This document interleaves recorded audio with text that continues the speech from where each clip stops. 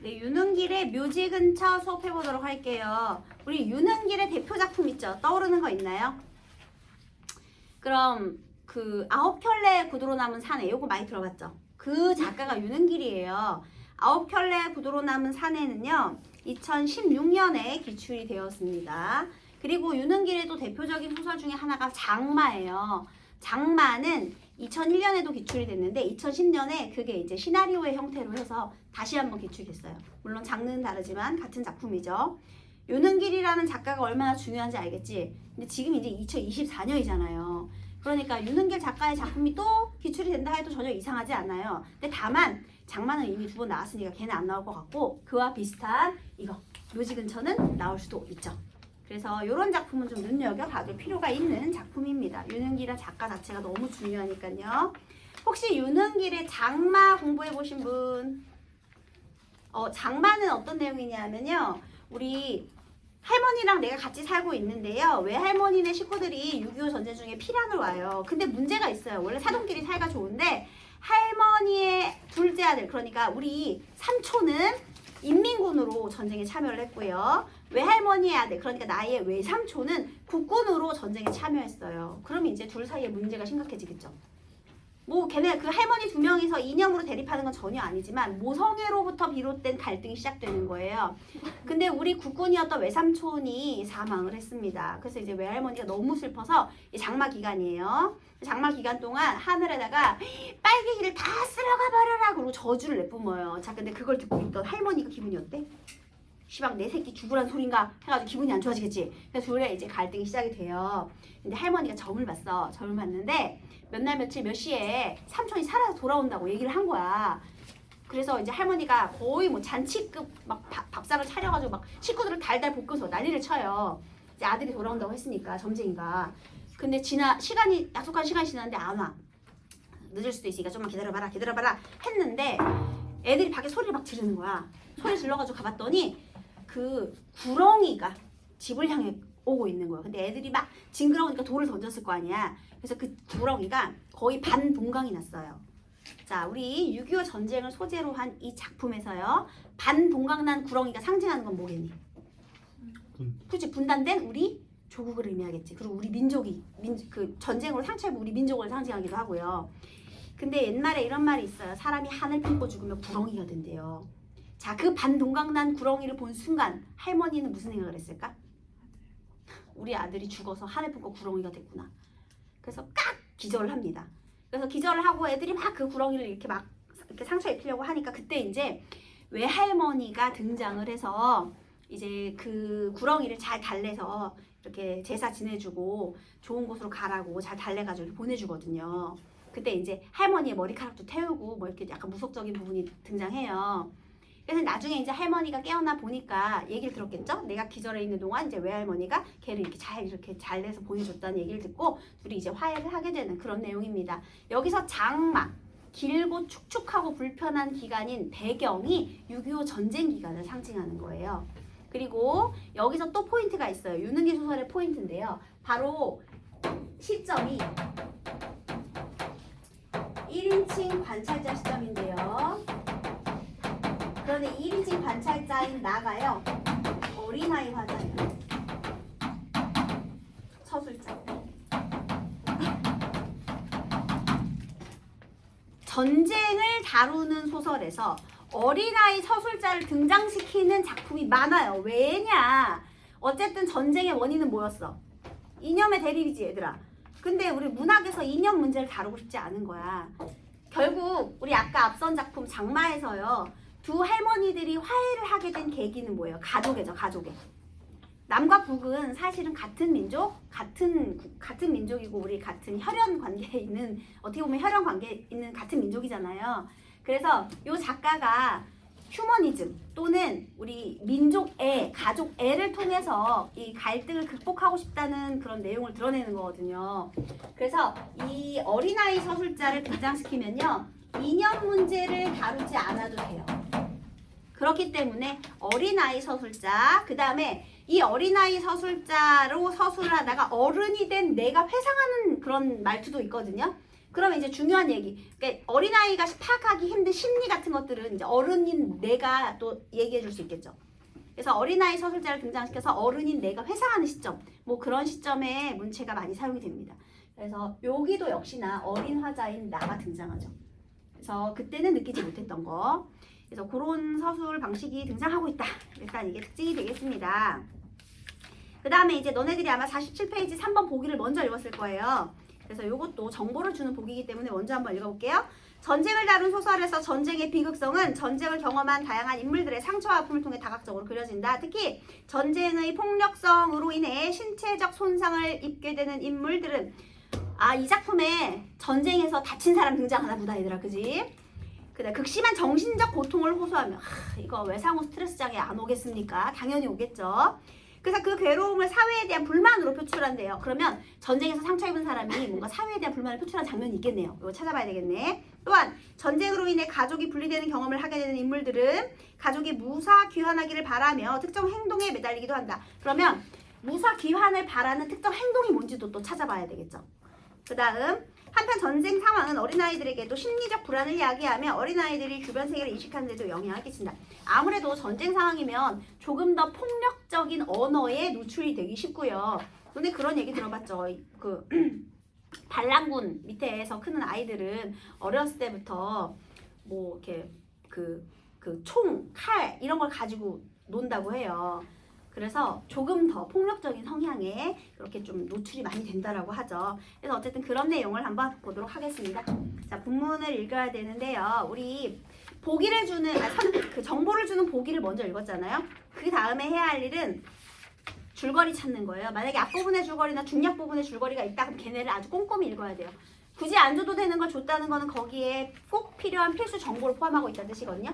특히 중략 부분의 줄거리가 있잖아. 걔는 무조건 봐야 돼. 중략 부분의 줄거리는 줄 필요가 없는데 걔를 줬다? 거기에 문제를 푸는데 도움이 되는 뭔가 힌트가 숨어있다는 뜻이에요. 자, 앞부분의 줄거리도 보도록 하겠습니다. 할머니와 어린 나는 밤마다 집 앞을 지나며 울부짖는 절름발이 사내가 둘째 삼촌을 데려갈 저승사자라고 생각한다. 자, 지금 할머니와 어린 내가요. 이 밤마다 누굴 봤냐면 여기 밤마다 집 앞을 지나며 울부짖는 절름발이 사내를 보았어요.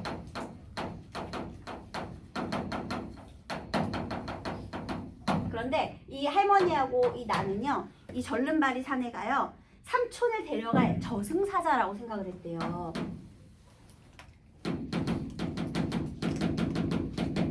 왜냐, 불길하잖아.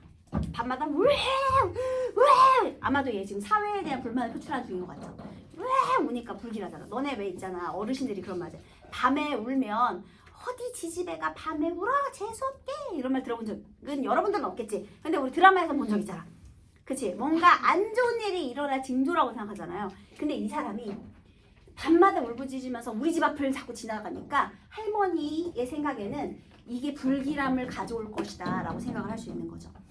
근데 약간 되게 논리적이고 과학적인 인지를 하는 것 같지는 않아요. 그죠? 약간 무속적인 느낌이 있어요. 근데 이 할머니의 영향을 나도 받았다는 거죠. 개수레이팅 얘들아. 그래서 할머니가 매일 얘기하는 거지. 저놈이 저승사자요 하니까 내가 생각해도 쟤 때문에 저 남자 때문에 우리 삼촌 못 돌아오는 거 아니야? 막 이렇게 생각할 수 있잖아요.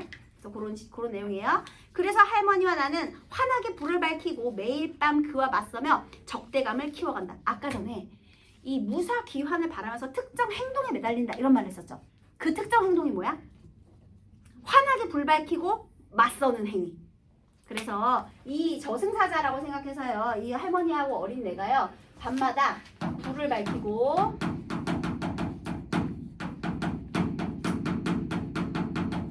맞서는 행위를 해요. 이게 바로 삼촌의 이 무사 귀환을 소망하는 행위죠. 이 저승사자하고 우리 대립각을 이루는 거예요. 그죠?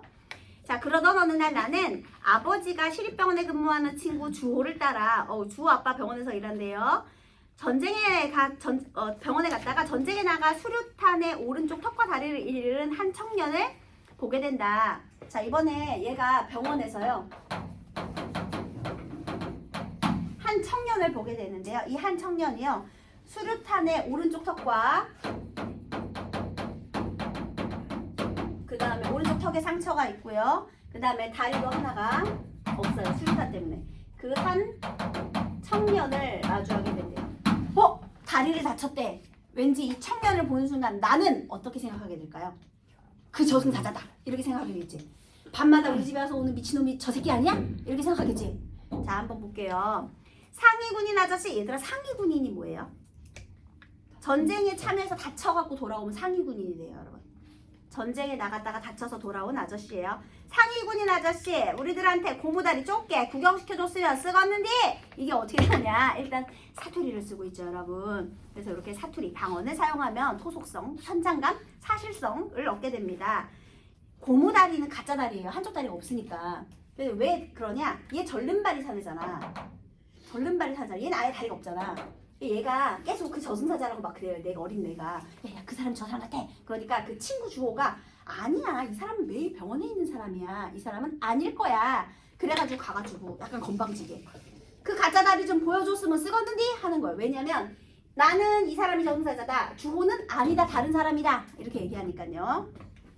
한순간 병원 건물 전체에 괴이적인 적막감이 감돌았다. 왜 적막하죠? 헐, 저 싸가지 없는 새끼들 저거 봐봐, 저거 사고 치는 거 아니야? 이렇게 했지. 당돌하게 막 질문했으니까요. 긴장감이죠. 게다가 있잖아, 너네 다리를 다친 사람한테 그 가짜 다리 보여달라? 상처 입은 사람한테 상처를 보여달라? 굉장히 무례한 행동이에요. 그리고 가뜩이나 좀 전쟁에서 상처 입었으면 얘가 얼마나 마음이 아프겠니? 근데 애들이 철모르게 막 보여달라고 하니까요. 그러니까 이제 다른 어른들이 이제 지켜보던 사람들이 긴장을 하는 거죠. 청년은 보조장구를 머리 위로 번쩍 치켜든 자세 그대로 한참을 우두커니 서 있었다. 얘도 지금 헐랭 당황한 거죠. 내 목구멍으로 꼴가닥 침 넘어가는 소리가 내 귀에 고통스럽게 잡혔다. 청년이 우리를 향해 소름이 쫙 끼치는 웃음을 지어 보이더니만 갑자기 보조장구를 휙 집어 던졌다. 보조장구를 왜 집어 던졌어? 뭐 이렇게 목발 가지고 차고 있었겠죠. 집어 던졌다는 건 그래 봐라 이제 까겠지. 이 다리 보여주려고 결정한 거예요. 그리고 오른쪽 바지가랑이를 쓱쓱 걷어올리기 시작했다. 황갈색의 퉁퉁한 고무다리가 밖으로 드러난 순간 나는 그만 입을 딱 벌리고 말았다. 청년이 고무다리를 척하니 떼어들고는 한쪽 다리로 껑충껑충 안감질 깽깽이에요. 깽깽이질을 치며 우리를 향해 뛰었다. 눈알을 희번떡거리고 오른쪽 볼따구니를 덜렁거리며 안감질로 달려오는 그 끔찍한 영상이라니. 야, 지금 어떻게 된 거야? 쪼까 그 고무다리 좀 보여줬으면 쓰겄는데 했어요. 근데 얘가 황당해서 이렇게 보다가 그래 보여줄게 한 다음에 걷었죠. 고무다리 뺐죠. 들었어요. 야, 한쪽 다리 없죠. 와! 이러고 쫓아오는 거지 얘들아. 무서워 안 무서워? 무섭지?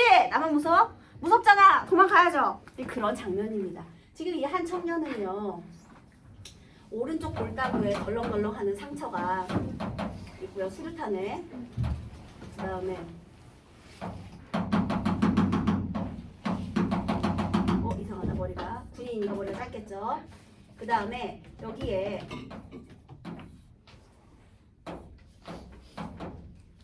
다리가 없어요. 원래는 여기에 뭐가 있어야 돼? 고무다리가 있어야 돼. 근데 지금 여기에 지금 이 고무다리 여기 들고 하면서 쫓아오는 중이죠. 여기도 상처가 있고 여기도 없고 지금 이런 장면입니다. 자, 그 다음에요.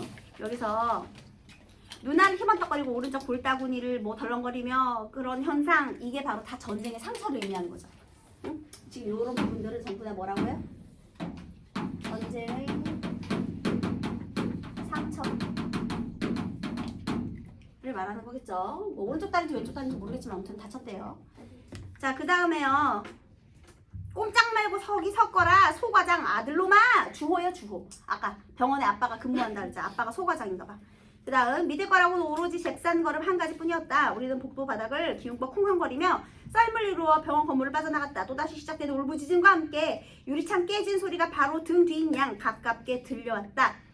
일단 애들은 갔고요. 사실은 얘는 애들을 그렇게 하려는 의도는 없었을 거예요. 그냥 이 사회가 싫겠지. 나를 이렇게 만든 이 전쟁이라는 상황이 싫겠지. 그래서 얘가 지금 울부짖음과 유리창 깨진 소리 확 했겠지 얘들아. 그치? 그러면 이 사람의 울부짖음과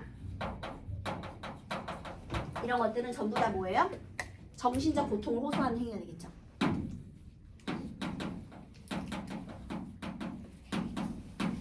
전쟁으로 인한 상처로 정신적인 고통을 호소하는 중입니다. 내가 무슨 죄야! 할 수 있겠죠, 여러분. 그 다음에 그 다음에 정신없이 내빼는 그 경황에도 나는 모두들 들으라고 큰 소리 외치는 걸 잊지 않았다. 내가 뭐라고 그러디야 저승사자라니게. 그래서 지금 나는요 이 사람을 저승사자로 생각하고 이 동일인물이라고 생각하는 거죠. 지금 어린 나는요 요 두 분이 동일인물이라고 생각하는 중입니다. 네. 자 중략 뒤에요. 그 다음에 지금 이 중략 부분에는 뭐냐면은요 저승사자와 이제 단판을 지으려고 할머니가 원래 몸이 안 좋거든요. 오늘 내일이에요. 근데 할머니 소원이 있어요. 일단 삼촌 오는 걸 봐야 되고요. 그 다음에 지금 되게 추운 겨울밤인데 봄에 돌아가시고 싶어요. 왜 봄에 돌아가시고 싶어 하실까? 장례 치르기 힘들잖아 겨울에. 그러니까 이제 남겨진 가족들을 위해서 춘 3월에 돌아가시는 게 이제 소망이기도 한데 어쨌든 이번에는 단판을 짓겠다고 이제 할머니가 맞서 싸우려는 그런 모습이에요. 안 된다 안 돼. 우리 병권이만큼은 절대로 안 된다.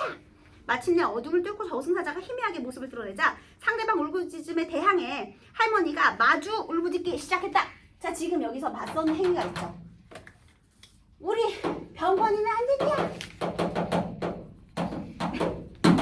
막 울부짖었어요. 이것도 또 이 맞서기 위한 행위가 되겠죠. 무사교환을 바라면서 어쨌든 할머니가 이제 물러서지 않고 맞섰어요. 염라대왕 아니라 염라대왕 하립이래도 우리 병권이한테는 손을 대들 못해니게 애시당초 손을 대서는 안 되니까 그리 알거라. 할머니의 모성애 끝장나네요. 갑자기 저승사자의 울부짖음이 뚝 그쳐졌다. 땅바닥을 저주하던 지팡 몽둥이의 움직임도 덩달아 멈춰졌다. 땅을 두드리면서 으악 했었거든요. 근데 갑자기 얘 입장에서 생각해요. 전륜말이 사는 입장에서 얘는 왜 밤마다 울부짖었을까요? 사회에 대한 불만을 표출하는 거죠. 보통 표출이죠. 그런데 갑자기 여기에 할머니하고 어린 내가 나타난 거야. 그래서 할머니가 나타나가지고 병권이는 안 된다! 하고요. 갑자기 조그만 이게 옆에서 씩씩거리고 있는 거야. 그래서 전륜발이 사내가요. 지금 약간 상황 파악을 못하고 울다가 놀랬어요.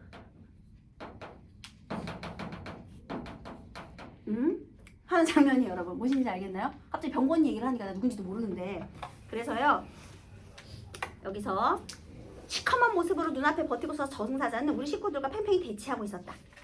그러니까 사실은 얘는 어리둥절하고 있는 거거든요. 지금 이 전륜발이 산에 둥절하는 모습인데 이 어린 내가 느끼기에는 지금 대치하고 있어. 우린 서로 대치 중이야. 이렇게 생각할 수 있죠. 그 다음에요. 차라리 날 데리고 가거라. 우리 병권이 대신 차라리 이 늙은이를 데리고 가란 말이야. 썩어 문드러질 잡아서 막 욕을 했어요. 자, 얘가 말합니다.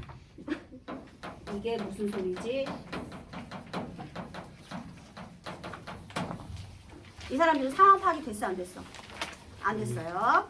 드디어 저승사자가 입을 열어 음산한 가락으로 대거리에 왔다. 얘들아 음산한 가락으로 대거리에 왔다. 얘가 지금 울부짖을 때와는 달리 할머니하고 나한테 얘기할 때 화냈나요? 오히려 차분하게 얘기하고 있죠. 무슨 소리야? 얘기 차분하게 하고 있는 거예요. 시립병원에서 1차로 부탁드린 경험이 있기 때문에 한번 해볼 만한 상대라는 생각이 들었다. 지금 아직도 나 뭐라고 생각해요? 동일인물이라고 생각하는 거지. 그때 만났던 그 청년이라고 생각하는 거예요. 저승사자의 지팡이 몽둥이로부터 어떻게 하는 집안을 지켜야 하는 일념으로 나는 밝은 용기를 쥐어짜면서 앞으로 나섰다. 우리 병원이 삼촌 내비 두라니까요. 춘 3월 호시절에나 우리 할머니를 데리고 가라니까요. 이 할머니가 항상 따뜻할 때 돌아가시고 싶다고 얘기했기 때문에 이렇게 말하는 거예요. 한마디로 할머니한테 겁나 영향을 받았다는 걸 알 수가 있죠. 지금 할머니한테 영향을 받은 거예요. 어린 내가요. 자, 그 다음에 병권이는 또 웬 놈이지? 무슨 얘 알아 몰라 이거? 모르죠.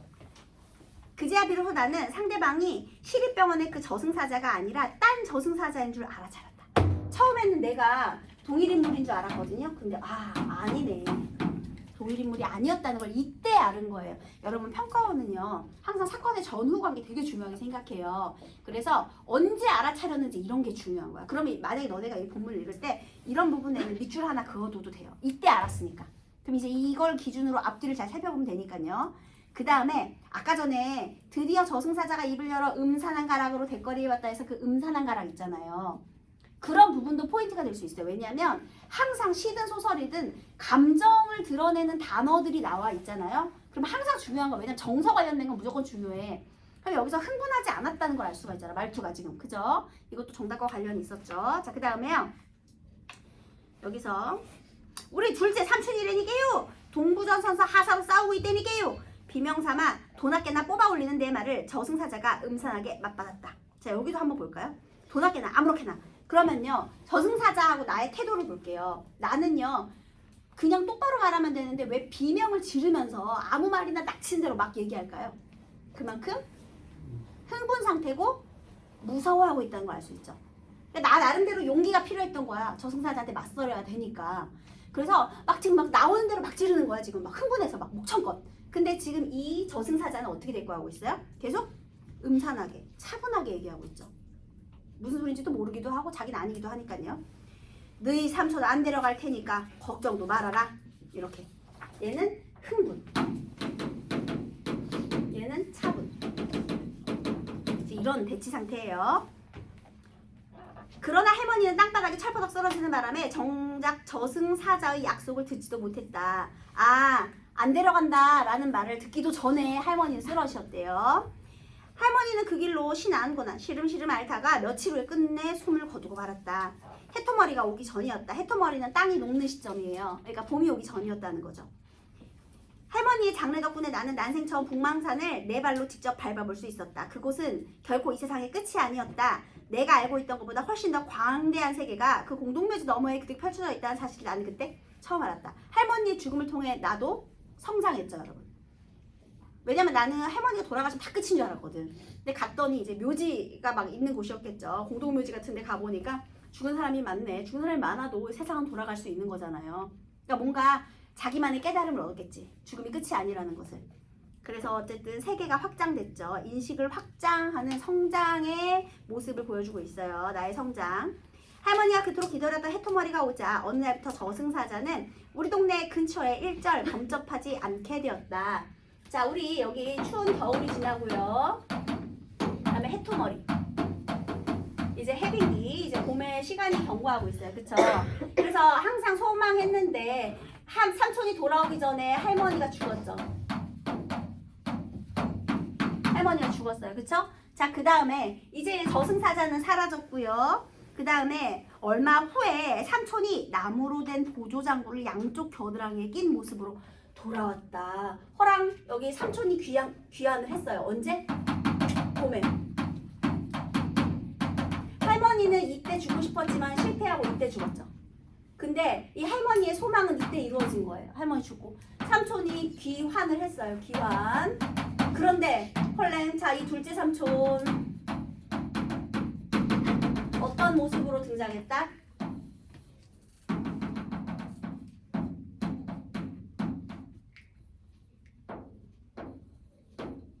보조장구를 낀 채로.